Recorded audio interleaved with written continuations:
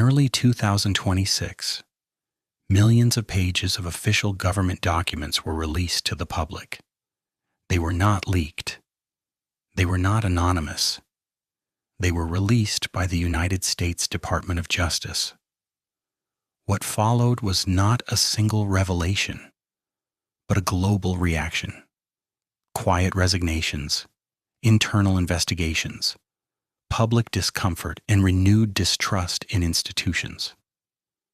These documents are now known collectively as the Epstein Files. This video is not about rumors. It is not about conspiracy theories. And it is not about assigning guilt.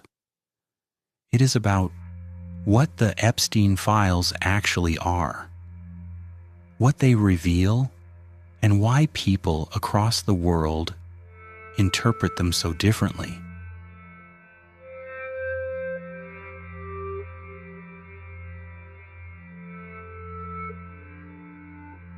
The Epstein Files are a collection of official records released under U.S. transparency and court disclosure obligations.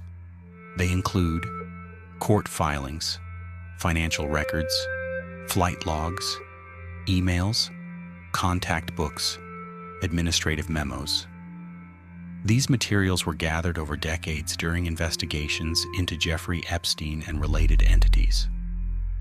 Between 2024 and 2026, the Department of Justice released these materials in structured batches, known as datasets. As of early 2026, 12 datasets have been made public, totaling millions of pages.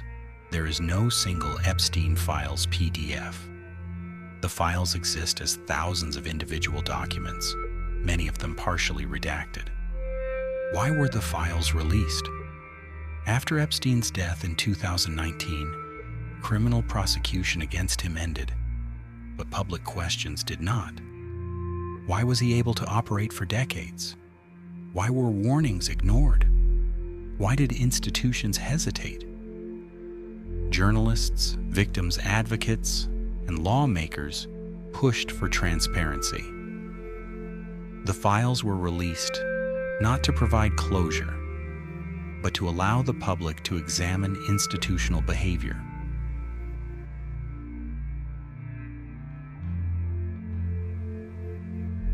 What the files actually contain. Contrary to popular belief, the Epstein Files do not contain dramatic confessions or secret recordings. They contain something more subtle and more revealing. Patterns. Patterns of financial movement, travel introductions, repeated contacts, administrative inaction. Individually, many documents appear ordinary. Together, they show how access and influence persisted without effective oversight. Global fallout. As the files became searchable, their impact spread beyond the United States. Across Europe and other regions, ethics reviews were launched. Advisory roles were relinquished. Parliamentary questions were raised. Universities and foundations reassessed governance.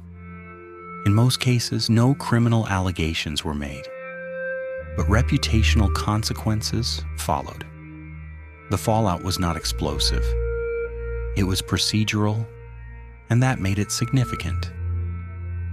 Why secret societies enter the conversation. Whenever large document releases occur, a familiar pattern follows. People search for hidden hands. Terms like Illuminati, Freemasons, or secret elites trend online, not because of evidence, but because complex failures feel unsatisfying to explain without a single mastermind. Historically, secret societies have existed. Some were social clubs, some philosophical groups, some political networks. But the Epstein Files do not reveal a hidden global organization. They reveal something less dramatic and more troubling: institutional silence, Freemasons, elites, and the evidence gap. Freemasonry is often mentioned in online discussions around Epstein.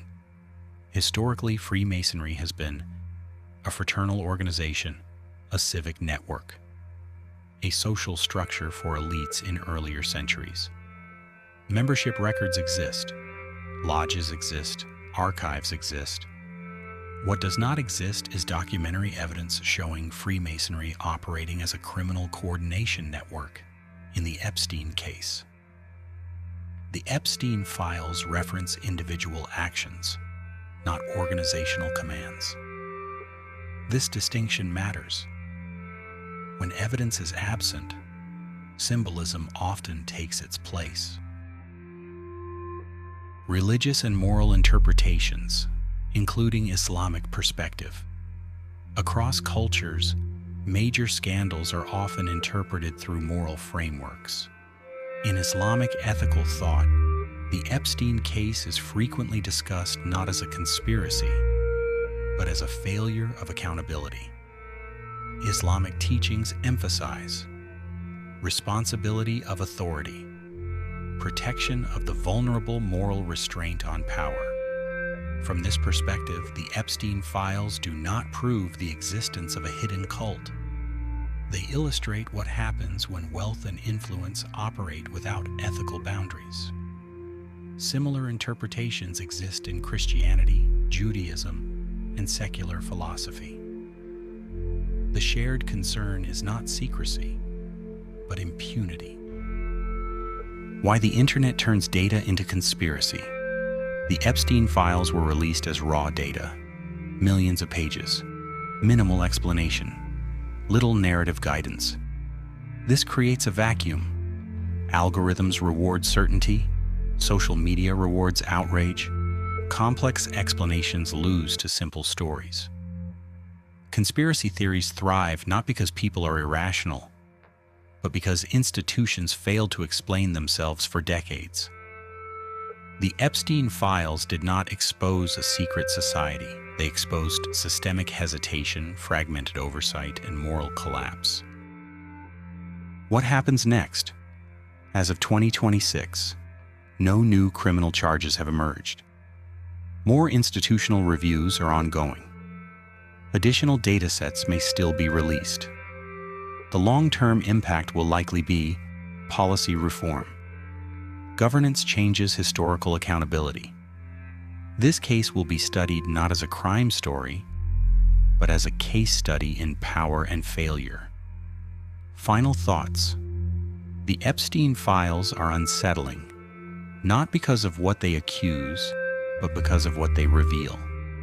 They show how power delays accountability, how complexity obscures responsibility, and how transparency often arrives too late.